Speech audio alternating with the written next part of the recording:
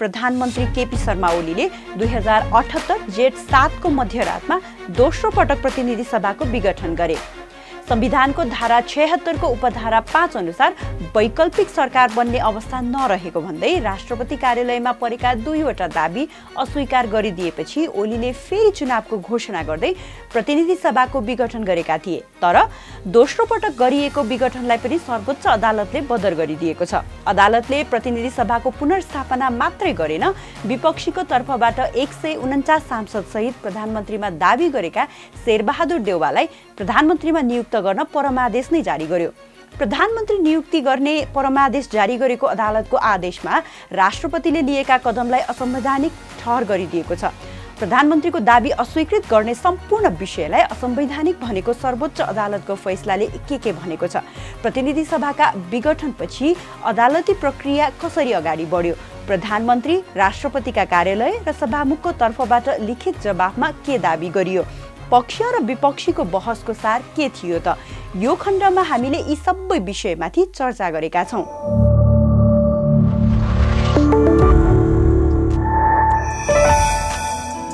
विघटन विरुद्ध सर्वोच्च अदालतमा रिट दर्ता राष्ट्रपतिले संविधानको धारा 76 को उपधारा 5 अनुसारको प्रधानमन्त्री नियुक्तिका लागि परेका दुवै दाबीलाई अस्वीकृत गरेसँगै सरकारले प्रतिनिधि सभा विघटनको सिफारिस गर्यो। दोस्रो पटक गरिएको प्रतिनिधि सभाको विघटन पनि असंवैधानिक रहेको भन्दै सर्वोच्च अदालतमा 30 वटा रिट परे। ती रिट मध्ये शेरबहादुर देउवालाई प्रधानमन्त्री बनाउनुपर्छ भन्दै 146 जना सांसद सर्वोच्च अदालतमा नै उपस्थित भएर दर्ता गरेको रिट पनि थियो। जेठ 7 को मध्यरातमा प्रतिनिधि सभा विघटन भएको थियो भने रिट जेठ 10 गते दर्ता भएका थिए। 30 वटा रिट मध्ये 4 वटा रिट प्रधानमन्त्रीमा केपी शर्मा ओलीलाई नै समर्थन गर्दै पनि परेका थिए। अदालतले मूल निवेदनका रूपमा भने शेरबहादुर देउवा सहितका सांसदहरूको रिट निवेदनलाई लिएको थियो, जसमा प्रतिनिधि सभाको पुनर्स्थापना र देउवालाई प्रधानमन्त्रीमा नियुक्ति गर्ने परमादेश जारी गर्न माग गरिएको थियो। उनीहरूले आफ्नो पक्षमा बहुमत रहेको आधार प्रस्तुत गर्नका लागि सांसदहरूलाई सशरीर सर्वोच्च अदालतमा उपस्थित पनि गराएका थिए। इजलास गठनमा विवाद जेठ 10 मा दर्ता भएका निवेदनको सुनवाईका लागि प्रधान न्यायाधीश चोलेन्द्र शमशेर राणाले 13 गते 5 सदस्यीय संवैधानिक इजलास गठन गरे। प्रधान न्यायाधीशले सुरुमा गठन गरेको इजलासमा उनी सहित न्यायाधीशहरू दीपक कुमार कार्की, तेजबहादुर केसी, आनन्द मोहन भट्टराई र बम कुमार श्रेष्ठ थिए। प्रधान न्यायाधीशले गठन गरेका इजलासमा निवेदकका कानून व्यवसायीले पहिलो दिन नै न्यायाधीश श्रेष्ठमाथि प्रश्न उठाएका थिए। नेकपाको नाम विवादको मुद्दामा एकीकरण नै खारेज गर्ने गरी फैसला गरेको भन्दै उनीहरूले श्रेष्ठ इजलासमा नरहनु उपयुक्त हुने तर्क गरेका थिए। निवेदकले प्रश्न उठाए पनि केही दिन त्यही इजलासले नै सुनवाई गर्यो। तर जब देउवा सहितको सांसदहरूको निवेदकको रिटले सुनवाईको पालो पायो, त्यसपछि इजलासको विवाद पुनः बल्झियो। निवेदकहरूले यसपटक श्रेष्ठ मात्रै नभएर न्यायाधीश तेजबहादुर केसीले पनि यो मुद्दा हेर्न नमिल्ने माग गरे। केसीले नेकपा विभाजन सम्बन्धी मुद्दामा पुनरावलोकन नहुने आदेश गरेका थिए। यसरी इजलासमा विवाद भए पनि श्रेष्ठ र केसीले इजलासमा बस्ने निर्णय गरेसँगै अर्का दुई न्यायाधीश दीपक कुमार कार्की र आनन्द मोहन भट्टराईले आफूहरूले इजलास छाड्ने बताए। न्यायाधीशहरू बीचमै विवाद देखिएपछि प्रधान न्यायाधीशलाई अर्को इजलास गठन गर्नुपर्ने बाध्यात्मक अवस्था आइलाग्यो र अन्तिममा वरिष्ठताका आधारमा इजलास गठन भयो। वरिष्ठताका आधारमा प्रधान न्यायाधीश राणा सहित न्यायाधीशहरू दीपक कुमार कार्की, मीरा खड्का, ईश्वर प्रसाद खतिवडा र आनन्द मोहन भट्टराई रहेको इजलास गठन गरियो। यो इजलास गठन भएपछि ती सबै रिट निवेदन मध्येबाट देउवासहित 146 सांसदहरू निवेदक रहेको निवेदनलाई मात्र सुन्ने निर्णय लियो। प्रारम्भिक सुनवाईलाई पनि थोरै समय खर्चेको इजलासले समय नै तोकेर पक्ष र विपक्षीका कानून व्यवसायीलाई 15-15 घण्टाको समय दियो भने नेपाल बार एसोसिएसन र सर्वोच्चबाट पठाएका 4 जना एमिकस क्युरीका लागि जम्मा 2 घण्टाको समय निर्धारण गरेको थियो। यसरी गठन भएको इजलासले असार 9 देखि 21 गतेसम्म निरन्तर सुनवाई गर्यो। सुनवाई सकिएपछि 1 हप्ताको समय लिएको इजलासले असार 28 गतेलाई मुद्दा हेर्दैमा राखेको थियो र त्यही दिन नै अन्तिम आदेश गर्दै प्रतिनिधि सभाको पुनर्स्थापना गरेको छ। अन्तिम आदेशमा उल्लेख गरिएको विषयको चर्चा गर्नु पूर्व विपक्षीहरूले दिएका लिखित जवाफमा र सुनवाईका क्रममा गरिएका दाबीमाथि केही चर्चा गरौं। विपक्षीहरूले लिखित जवाफमा के दाबी गरेका थिए? प्रतिनिधि सभा विघटनको मुद्दामा राष्ट्रपति कार्यालय, प्रधानमन्त्री कार्यालय र सभामुखलाई विपक्षी बनाइएको थियो। अदालतले विघटन गर्नुपर्ने र प्रधानमन्त्रीका रूपमा परेका दाबीहरू कार्यान्वयन नगर्नुको कारण सोधेको थियो। जेठ 26 गते 7 दिनको समय दिएर मागिएको जवाफ विपक्षीहरूले असार 3 गते पठाएका थिए। राष्ट्रपति कार्यालयको जवाफ, राष्ट्रपति कार्यालयले संविधानको धारा 76 को उपधारा 5 अनुसारको प्रधानमन्त्रीले विश्वासको मत पाउन सक्ने वा नसक्ने यकिन गर्ने अधिकार राष्ट्रपतिको भएको दाबी सहितको जवाफ सर्वोच्चमा पेश गरेको थियो।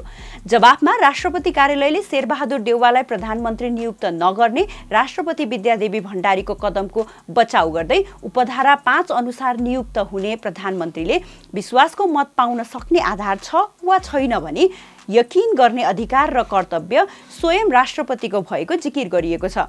धारा 76 को उपधारा 1, 2, 3 र 5 को सरकार गठनका लागि राष्ट्रपतिलाई प्रधानमन्त्री वा अन्य कुनै निकाय वा पदाधिकारीको सिफारिस वा मन्त्री परिषदको निर्णय आवश्यक नपर्ने समेत जवाफमा उल्लेख छ। राष्ट्रपति कार्यालयले राष्ट्र प्रमुख र संविधानको संरक्षकको हैसियतले राष्ट्रपतिले नै त्यसको निर्क्योल गर्न सक्ने दाबी गरिएको छ। जवाफमा प्रधानमन्त्रीका लागि प्रस्तुत गरिएका दुवै दाबीमा विश्वासको मत पाउने आधार नदेखिएकाले राष्ट्रपतिले प्रधानमन्त्री नियुक्त नगरेको भनिएको छ। देउवाले गरेको दाबीमा संलग्न कागजातमा 2 वटा दलको मात्र निर्णय राखेर पेश गरिएको, अरू दलको पत्र नभएको र सांसदहरूको हस्ताक्षरको सिलसिला नमिलेको साथै प्रतिनिधि सभा सदस्यको दलीय हैसियत नखुलेको जवाफमा उल्लेख गरिएको छ।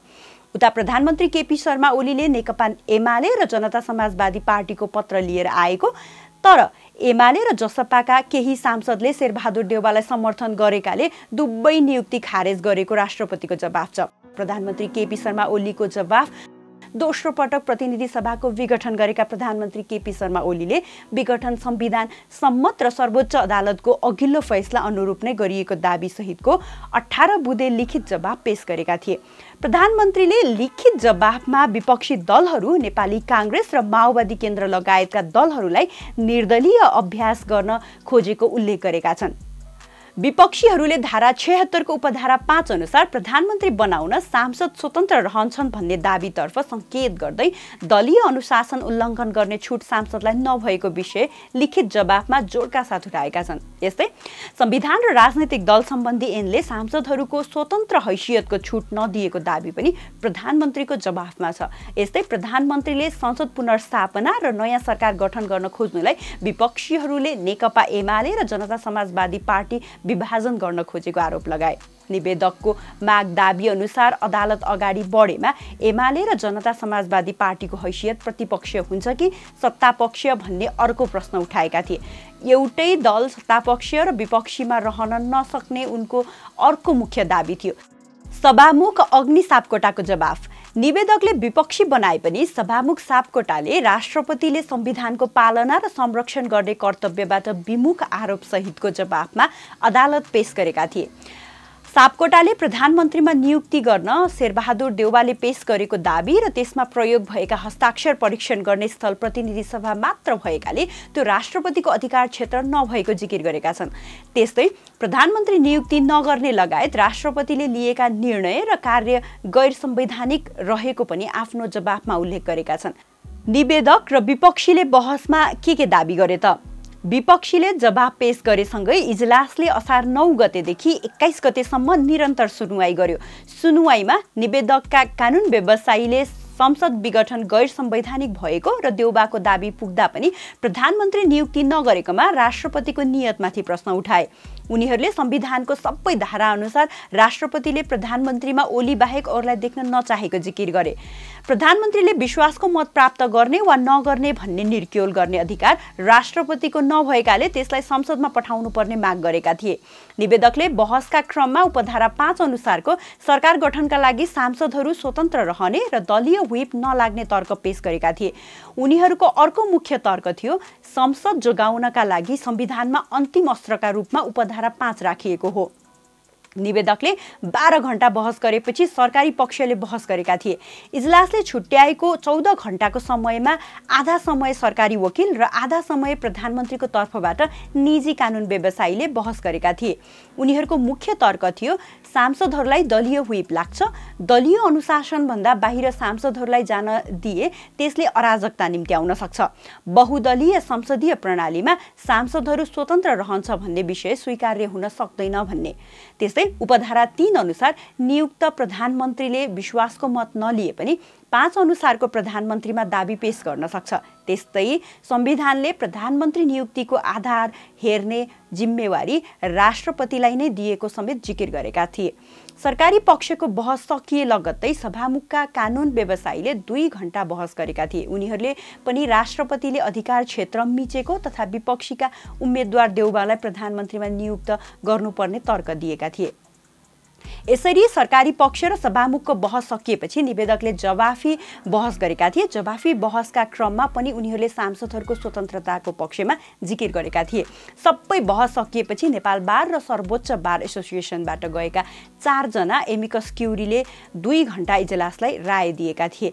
एमिकस क्युरीको राय पनि बाजिएको थियो। 2 जनाले प्रधानमन्त्री राष्ट्रपतिको कदमलाई सही र 2 जनाले गलत भएको तर्क पेश गरेका थिए। यसरी असार 9 देखि गरिएको निरन्तर सुनुवाई 21 मा सकिएको थियो भने 28 गते संवैधानिक इजलासले अन्तिम आदेश सुनाएको थियो। संवैधानिक इजलासले गरेको अन्तिम आदेशमा के छ? दोस्रो पटक पनि प्रधानमन्त्री केपी शर्मा ओलीले गरेको प्रतिनिधि सभा विघटनको कामलाई असंवैधानिक भन्दै सर्वोच्च अदालतको संवैधानिक इजलासले विघटन बदर गरिदिएको छ। विघटन बदर गर्दै नेपाली कांग्रेसका सभापति शेरबहादुर देउबालाई प्रधानमन्त्री नै नियुक्तिका लागि परमादेश नै जारी गरेको छ। यसपटक अदालतले राष्ट्रपतिको भूमिकामाथि समेत प्रश्न उठाएको छ। राष्ट्रपतिको काम कारबाहीलाई असल मनसायका साथ गरेको नदेखिएको फैसलामा भनिएको छ। न्यायिक मान्यताका दृष्टिले विवादित विघटन सम्बन्धी कार्यलाई सदाशयतापूर्वक गरिएको कार्य हो भनी मान्न सकिने अवस्था देखिँदैन। संविधान उप कुनै प्रकारको थिचोमिचो गर्ने र संविधानलाई छल्ने कुराले वैधता प्राप्त गर्न सक्दैन। संविधानवाद, संवैधानिक नैतिकता तथा लोकतान्त्रिक मूल्य मान्यताका दृष्टिले राष्ट्रपतिले लिएका निर्णयको औचित्य प्रमाणित हुन सक्दैन भनेर फैसलामा स्पष्टसँग लेखिएको छ। फैसलाले संविधानको धारा 76 को उपधारा 5 अनुसार कसरी दाबी गर्न पाउने वा नपाउने भन्ने विषयलाई पनि प्रश्न पारेको छ। उपधारा 3 अनुसारको प्रधानमन्त्रीले विश्वासको मत नपाएमा वा त्यो प्रक्रियामा सहभागी नभएको खण्डमा उपधारा 5 अनुसारको दाबी पेश गर्न नमिल्ने व्यवस्था संवैधानिक इजलासले गरेको छ। प्रधानमन्त्री केपी शर्मा ओलीले आफूले विश्वासको मत नपाउने भन्दै मार्ग प्रशस्त गरेको बताए पनि उपधारा 5 अनुसार दाबी गरेका थिए। त्यो दाबी अदालतले खारेज गरिदिएको छ। फैसलामा जसको विकल्पमा सरकार गठन हुने हो उसैले पुनः सरकारको दाबी गर्न नमिल्ने भनिएको छ। बहसका क्रममा सबैभन्दा बढी उठाइएको र निवेदकले दाबी गरेको उपधारा 5 अनुसारको प्रधानमन्त्रीले विश्वासको मत प्राप्त गर्न दलीय आधार आवश्यक पर्ने वा नपर्ने भन्ने विषयलाई पनि स्पष्ट पारेको छ। फैसलामा उपधारा 5 अनुसार प्रधानमन्त्री दाबी गर्दा दलीय समर्थन अनिवार्य नहुने भनेको छ। यसले उपधारा 5 अनुसारको सरकार गठनका लागि सांसदहरूलाई स्वतन्त्र छाडिदिएको छ। उपधारा 5 को प्रावधान दलीय आधारमा सरकार गठन हुन नसक्ने परिस्थिति पैदा भएमा पनि अन्तिम विकल्पका रूपमा सरकार गठन हुने उपायका रूपमा राखिएको ठहर अदालतले गरेको छ र यसरी बनाइएको सरकारलाई निर्दलीय अभ्यासका रूपमा लिन नमिल्ने समेत आदेशले बोलेको छ। यस्तै उपधारा 5 बमोजिमको सरकार निर्माण गर्दा अर्को दलका सांसदलाई प्रधानमन्त्रीका रूपमा समर्थन गर्दा कुनै सांसदलाई दल त्याग गरेको भनी कारबाही गर्न मिल्दैन भन्ने विषय पनि फैसलामा उल्लेख छ। दलीय व्हिपका आफ्ना सीमा वा परिधिहरू भएको भन्दै इजलासले सांसदहरूलाई दलीय आदेशको अधीनस्थ मात्र रहेको ठान्न नहुने व्याख्या गरेको छ। विश्वासको मत परीक्षण गर्ने अधिकार राष्ट्रपतिलाई हो या संसदलाई भन्ने गरी उठेको प्रश्नमा पनि फैसलामा बोलिएको छ। प्रारम्भिक रूपमा राष्ट्रपतिले हेर्न सक्ने भए पनि प्रारम्भिक तथ्यहरूबाट विश्वास रहेको कुरा प्रस्तुत हुन आएमा त्यसलाई राष्ट्रपतिले अस्वीकार गर्न मिल्दैन भनिएको छ। यसको अन्तिम निर्णय गर्ने अधिकार संसदलाई दिएको देखिन्छ। यस्तै उपधारा 5 राष्ट्रपतिको स्वविवेकीय अधिकार भनी गरिएको जिकिरलाई संवैधानिक इजलासले प्रधानमन्त्री नियुक्ति गर्नु राष्ट्रपतिको संवैधानिक दायित्व र कर्तव्य हो भन्ने सँगै स्वविवेकी अधिकार नभएको प्रश्न भएको छ। राष्ट्रपति कार्यालयको लिखित जवाफ र सरकारी पक्षका कानुन व्यवसायीले बहसका क्रममा पटक पटक राष्ट्रपतिको निर्णय उप न्यायिक पुनरावलोकन हुन सक्दैन भनेर गरेको जिकिरलाई पनि अदालतले अस्वीकार गरिदिएको छ। राष्ट्रपतिले लिएको निर्णय हेर्ने अधिकार अदालतमा रहेको व्याख्या फैसलामा छ। फैसलामा भनिएको छ, संविधानको प्रयोग, पालना, व्याख्या वा कार्यान्वयनको विषयमा राष्ट्रपतिबाट गरिएका काम कारबाहीमा कमजोरी छन् भने त्यस्ता कार्यको न्यायिक परीक्षण गर्न मिल्छ। यदि राष्ट्रपतिलाई न्यायिक परीक्षणको दायराभन्दा बाहिर राखिए भने स्वेच्छाचारिता र निरङ्कुशता पैदा हुन सक्ने भएकाले त्यो परीक्षण गर्नुपर्ने मनसाय संवैधानिक इजलासको फैसलामा देखिन्छ। प्रतिनिधि सभाको विघटन कुन अवस्थामा हुने हो त भन्ने प्रश्नको जवाफ पनि फैसलामा भेटिन्छ।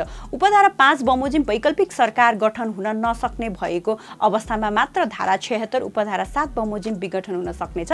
फैसलामा कुनै राजनीतिक वा अन्य कुनै कारणबाट विघटन हुने नभएर प्रधानमन्त्री नियुक्तिका लागि अन्तिम विकल्प अपनाउँदा पनि नियुक्त हुन नसकेको वा विश्वास प्राप्त गर्न नसकेमा मात्रै विघटन हुन सक्ने भएकाले धारा 76 उपधारा 7 को कुरामा राष्ट्रपति वा प्रधानमन्त्री कसैको तजविज प्रयोग गर्न नसक्ने भन्दै त्यसलाई परिस्थितिको बाध्यात्मक उपज वा परिणाम स्वरूप विघटन हुने भनिएको छ। यसले प्रतिनिधि सभा विघटनको अधिकार प्रधानमन्त्री वा राष्ट्रपतिमा निहित नरहेको प्रष्ट गरिदिएको छ। यी सबै विषयको व्याख्या गरेको अदालतले 2 दिनभित्र शेरबहादुर देउवालाई प्रधानमन्त्रीमा नियुक्ति गर्न जुन बिन्दुबाट प्रक्रिया अवरुद्ध भएको त्यसैबाट अगाडि बढाउन आदेश गरेको हो। यसरी संवैधानिक इजलासले संविधान र कानुनभन्दा माथि कोही हुन नसक्ने कुरालाई स्थापित गरिदिएको छ। शासकले चाहँदैमा सबै कुरा स्थापित हुन सक्छ भन्ने मान्यतामा रोक लगाएको छ।